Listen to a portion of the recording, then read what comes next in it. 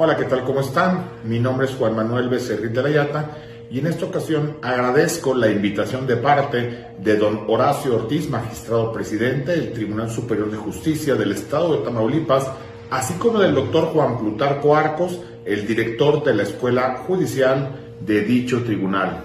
Me han hecho la invitación para poder colaborar con ustedes haciendo algunas reflexiones acerca de lo que es el juicio oral mercantil, que ha ido cada vez más penetrando en la litigiosidad por parte de los justiciables en los tribunales de todo México. Bueno, sabemos que en principio el juicio oral es uno de los varios tipos de procesos que existen. O sea, existen procesos ordinarios, procesos especiales y procesos universales. ¿Qué es el juicio oral? Es un procedimiento especial. ¿Por qué? Porque tiene un trámite específico. Si no tuviera un trámite específico, pues sería ordinario. Procedimientos especiales, pues tenemos la vía oral tradicional, la vía ejecutiva oral, el juicio ejecutivo, el juicio de procedimiento de ejecución de garantías dadas, como la prenda, el de cancelación y reposición de títulos de crédito. En fin, en materia mercantil existen varios tipos de procesos especiales. Y solamente hay un proceso universal, pues que es el concurso mercantil. Ahora, el juicio oral mercantil, pues acaba de adquirir en este año 2020 una mayor intensidad en su litigiosidad, porque a finales del mes de enero entró en vigor un artículo transitorio que había estado suspendido para darle plena eficacia a esta clase de procedimientos en litigios de cuantía sin límite. Cualquier monto que pueda litigarse en materia mercantil, pues será ahora en la vía oral, ¿verdad? A diferencia de la vía ejecutiva mercantil oral, que sabemos que tiene un tope hasta casi 693,000 pesos, se tramita en la vía tradicional o escrita. De ese monto de los 692,000 y fracción a 4 millones de pesos de suerte principal, se tramita en la vía oral, y arriba de los 4 millones de pesos se tramita de nuevo en la vía tradicional al día de hoy. Ahora, ¿por qué ha tenido tanto éxito esto de la oralidad? En principio porque son procesos más rápidos. Tan solo tiene una fase o una etapa menos que el resto de los procedimientos contenciosos. Esto habida cuenta que su nota distintiva es que no caben recurso alguno, ni ordinarios, ¿verdad?, ni verticales ni horizontales. Solamente caben medios de impugnación extraordinarios como el juicio de amparo. Y por lo tanto, pues no habiendo fase impugnativa o recursal, pues te evita lo que es el trámite de la famosa apelación o alzada. Ahora, el éxito radica entonces en una mayor celeridad en esta clase de procedimientos. ¿Por qué? Porque las partes en principio están llevando a cabo su litigio delante del juez, lo cual difícilmente sucedía o sucede en los procesos del sistema tradicional, pues por la carga de trabajo los jueces tienen que estar en sus cubículos, pero en el litigio oral, en vías del principio de inmediación, es el juez el que tiene que presidir las audiencias y solo el juez. Entonces él tiene que estar presente y eso fomenta que las partes lleguen a una mayor cantidad de acuerdos para solucionar las controversias, ¿verdad? Que hagan convenios transaccionales y pongan fin a sus litigios. El proceso oral, quitando la fase recursal, pues contempla el resto de etapas comunes de todo litigio. Esto es, puede haber una fase prejudicial o cautelar que se va a tramitar ante el mismo juez que sea competente para el proceso contencioso. Recordemos que la materia mercantil, por disposición expresa del artículo 104, fracción primera de la Constitución Federal, es de naturaleza concurrente. Esto es, a elección del actor, cuando solo se afecten intereses de particulares, puede escoger entre ir ante los tribunales federales o bien ante los tribunales civiles de cada uno de los poderes judiciales de las entidades federativas. Entonces decíamos, puede haber una fase prejudicial que, de existir, será competente el juez que conozca del litigio en lo principal. Habrá una fase postulatoria donde las partes van a postular, también llamada expositiva, a exponer ¿qué? Por el lado del actor, lo que es su pretensión, y esa pretensión la está sustentando en una acción que ejerce, ¿verdad? Y tiene que demostrar los elementos constitutivos de la misma.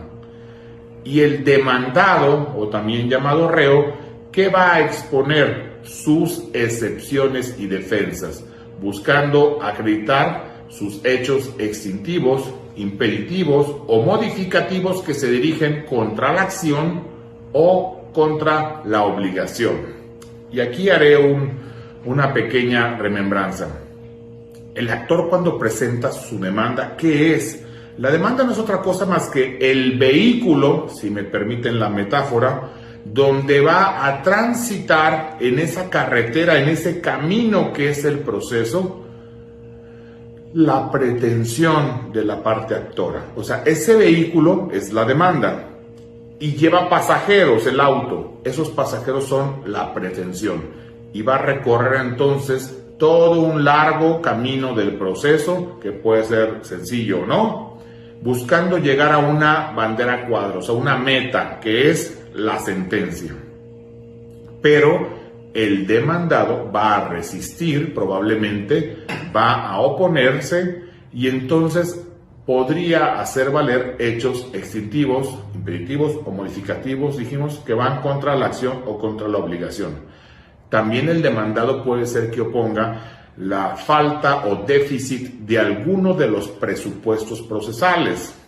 ¿Y qué son estos? Pues las condiciones mínimas necesarias, indispensables para la válida integración de una relación jurídica procesal. En materia mercantil, lo que son los presupuestos procesales se encuentran contemplados en los artículos 1122 e inclusive el 1131 del Código de Comercio. Incompetencia, falta de personalidad, vía procesal, cosa juzgada, falta de cumplimiento del plazo o de la condición, división y discusión, y algún otro, acumulación, litispendencia, y creo que son todos los que están ahí. Bueno, ya una vez que el demandado expone lo que son sus hechos extintivos, impeditivos o modificativos, o los presupuestos procesales de que adolezca el proceso, entonces se dará vista con las excepciones y defensas opuestas en esta contestación de demanda al actor. Ojo, no va el actor a contestar la contestación, sino solo va a evacuar o desahogar la vista sobre las excepciones y defensas. ¿Para qué? Para que tenga una oportunidad de ofrecer contraprueba sobre dichas excepciones y defensas. En el argot, las excepciones, van más dirigidas hacia las que conocemos como dilatorias o impropias, que son las que afectan presupuestos procesales. O sea, solo retardan el curso del procedimiento, pero no resuelven el fondo de la acción. Y en cambio, las defensas, también conocidas como excepciones perentorias o excepciones sustanciales o excepciones propias, insistimos, van a atacar la acción o la obligación. Entonces, una vez que le dan vista al actor con las excepciones y defensas opuestas, este tendrá 3 días para hacerlo. Y transcurrido ese plazo, lo haga o no, entonces el juez va a fijar fecha y hora para una audiencia preliminar, la cual se va a celebrar dentro de los 10 días siguientes al vencimiento del plazo antecitado para desahogar la vista sobre excepciones y defensas. Esta audiencia preliminar tiene 3 fines prácticos. El primero, por obviedad de razones, ¿verdad? La depuración procesal o saneamiento. ¿Por qué? Porque si se opusieron excepciones procesales, habría que ver si son fundadas o no. Para nada práctico llevaría el tramitar un juicio ante un juez que sea incompetente o que carezca de personalidad y no sea subsanable la parte actora, ¿verdad? O que hubiese cosa juzgada, o que hubiese que acumularse con otro litigio, que hubiese litispendencia, etc. Entonces, La primera finalidad de la audiencia preliminar, en algunos códigos procesales, por ejemplo en la Ciudad de México, existe el símil que se llama la audiencia previa de conciliación y de excepciones procesales, o sea, resuelve excepciones procesales. Pues en litigio oral mercantil, esta audiencia preliminar va a resolver todas las excepciones procesales. Normalmente estas son opuestas por el demandado al contestar la demanda, pero existe la posibilidad de que el actor también haga valer la falta de un presupuesto procesal. Por ejemplo, cuando el actor objeta la personalidad del representante legal del demandado. Sabemos que, de ser fundado ello, si no es subsanable, porque podría hacerlo, de no ser subsanable, ¿qué pasa si carece de representación en el proceso la parte demandada? Dará lugar a la contumacia o rebeldía. Pero si es del actor, entonces da lugar al sobreseimiento del juicio. No puede desecharse la demanda porque el juez no puede revocar sus propias determinaciones, pero daría lugar al sobreseimiento, que es una resolución de corte procesal que pone fin al juicio, o sea, lo extingue. Entonces, la primera finalidad de la audiencia preliminar es el saneamiento o depuración. Sucedido ello, viene la segunda finalidad, que es la conciliación y o mediación. Las partes, recuerden que pueden hacer un acuerdo de voluntades para resolver una controversia presente o prevenir una futura. En ese momento de estar de acuerdo, pues celebran un convenio transaccional, el cual tiene que ser sancionado y aprobado por el juez, desde luego, para que no se viole ninguna norma de orden público. Pero de prosperar dicho convenio, entonces también extinguiría anticipadamente el litigio. Primera finalidad, saneamiento, depuración del proceso. Segunda finalidad, dijimos, conciliación y o mediación. Si no hay conciliación, entonces llegamos a la tercera finalidad de esta audiencia preliminar, que es preparar las pruebas del futuro y ulterior juicio. O sea, no hubo forma de solucionar el asunto amistosamente, entonces va a haber un litigio. Y para ello las partes, en uso de la autonomía de su voluntad y disponiendo ellos del derecho material controvertido, porque estamos en un juicio, ¿verdad?, que solo afecta a intereses particulares, entonces, en primer lugar, pueden llegar a acuerdos sobre hechos no controvertidos. ¿Para qué? Para simplificar el tema probatorio. ¿Qué se prueba en un juicio? Los hechos discutidos o controvertidos. Pues aquellos donde haya acuerdo, pues no estarán sujetos a discusión. Ejemplo, el actor dice que demanda el cumplimiento de un contrato. Y el demandado contesta y dice que sí celebró el contrato, pero que no lo ha incumplido. Bueno, hay un punto de convergencia en que se celebró el contrato, ¿verdad?, con su clausulado. Es un acuerdo sobre hecho no controvertido. Pasado eso, las partes pueden proponer acuerdos probatorios. Esto es simplificar el tema de la prueba. Ejemplo, el actor ofrece como prueba testimonial el desposado de los sujetos identificados como A y B. Y el demandado ofrece como testigos a B y C. Hay un punto de convergencia, o sea, ambos ofrecen a B. ¿Qué podría suceder en este acuerdo probatorio?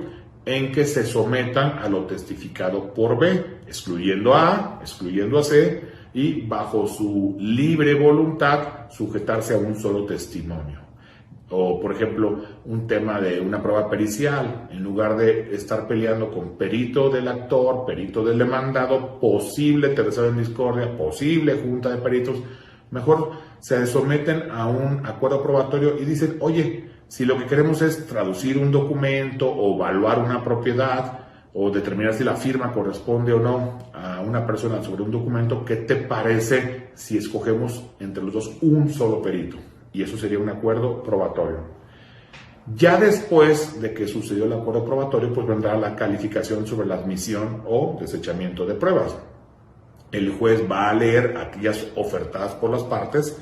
Recordemos que en los juicios especiales las pruebas se ofrecen en el primer escrito, o sea, en la demanda o en la contestación. Y por excepción, en el desahogo de vista sobre las excepciones y defensas, solamente para destruir dichas excepciones y defensas.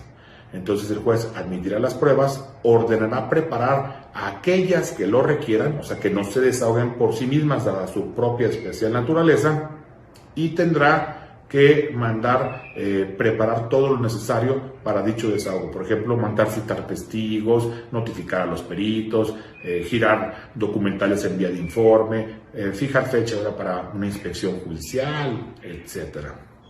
Y van a estar notificadas las partes desde ese momento, hayan comparecido o no, para la futura audiencia de juicio que se celebrará dentro de los 40 días siguientes. Repito, la audiencia de juicio versará sobre aquellas pruebas que requieren una ejecución material y que hayan estado admitidas por el juez. Mención aparte, debe decirse que una vez admitidas las pruebas, es en ese momento cuando las partes pueden hacer uso de su derecho para objetar documentos. También la jurisprudencia de la primera sala de la Suprema Corte ha dicho que lo pueden hacer por escrito, o sea, el demandado al contestar la demanda y el actor en su caso, de aquellos que ofrezca el demandado, cuando desahoga la vista sobre excepciones y defensas. Pero lo normal en un juicio oral es que las promociones sean verbales, que sean analizadas. Entonces es en ese momento donde las partes pedirán el uso de la palabra para objetar documentos, porque aquellos derechos que no se ejerzan en la etapa procesal correspondiente pues se perderán, precluirán en perjuicio del sujeto procesal omiso. Entonces fijan fecha para la audiencia de juicio, las partes quedan ya notificadas personalmente, hayan ido o no hayan ido a la audiencia preliminar, el que no haya acudido pues impondrán una multa que fija la ley, y de ahí entonces dentro de los 40 días siguientes llegaremos a dicha audiencia de juicio donde se van a desahogar las mismas pues en el orden de primero las pruebas del actor, o sea primero la confesional del actor y luego la confesional del demandado, primero las testimoniales del actor, luego las testimoniales del demandado y así sucesivamente. Y es en esa audiencia de juicio donde concluido el desahogo o recepción del material probatorio se le dará turno a las partes para que formulen alegatos en presencia del juez, primero el actor y después el demandado.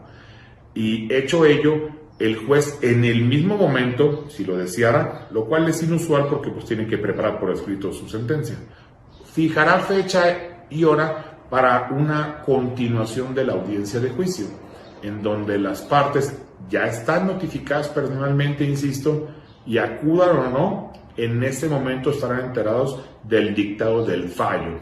Si las partes están presentes, pues el juez leerá los puntos resolutivos y hará una pequeña explicación de por qué resolvió del modo que lo hizo. Si las partes no acuden, pues omitirá dicha cuestión. Contra lo resuelto en un juicio oral, insisto, no hay recursos ni verticales ni horizontales. Lo único que cabe es el juicio de amparo, que en este caso, siendo una sentencia definitiva, esto es, que dirimió el fondo de la cuestión debatida, se atacaría a través de la vía de amparo directo. Espero que esto sea útil. Recordemos además que una vez que el fallo queda firme o sea ejecutable, pues vendrá la fase de ejecución.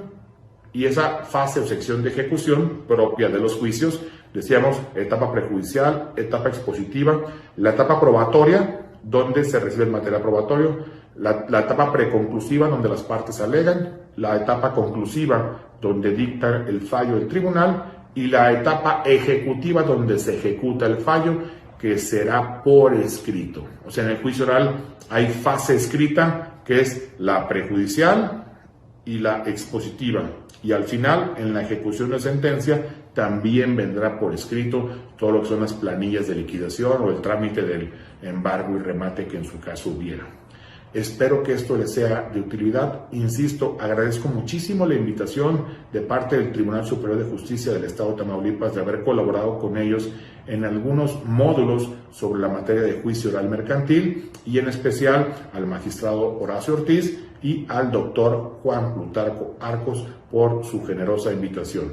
Nos veremos próximamente y estoy a sus órdenes. Saludos.